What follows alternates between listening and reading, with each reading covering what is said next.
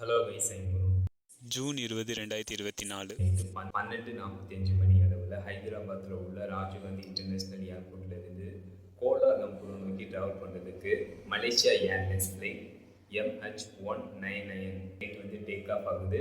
இந்த MH199 இந்த ஃப்ளைட்டில் வந்து 130 பேசஞ்சர் மற்றும் க்ரூ மெம்பர்ஸ் வந்து இருக்காங்க. ஹைதராபாத்லேருந்து டேக் ஆஃப் ஆன இந்த ஃப்ளைட் வந்து கோலாலம்பூரை நோக்கி நடுவானத்தில் சென்று கொண்டிருக்கும் போது இந்த MH199 இந்த ஃப்ளைட்டோட ரைட் இன்ஜினில் வந்து டெக்னிக்கல் இஷ்யூ வந்து ஏற்படுது. தொழில்நுட்ப கோளாறு வந்து ஏற்படுது. அதனால் இந்த ஃப்ளைட்டோட ரைட் இன்ஜினில் வந்து ஸ்பார்க்ஸ் வந்து ஏற்படுது, தீப்பொறிகள் வந்து ஏற்படுது. இதை பைலட் வந்து நோட்டீஸ் பண்ணுறாரு. அதுக்கப்புறம் இந்த ஃப்ளைட் வந்து எங்கேருந்து டேக் ஆஃப் பண்ணிச்சோ அதே இடத்துக்கு 3:21 மணி அளவில் நைட்டு வந்து லேண்ட் ஆகுது.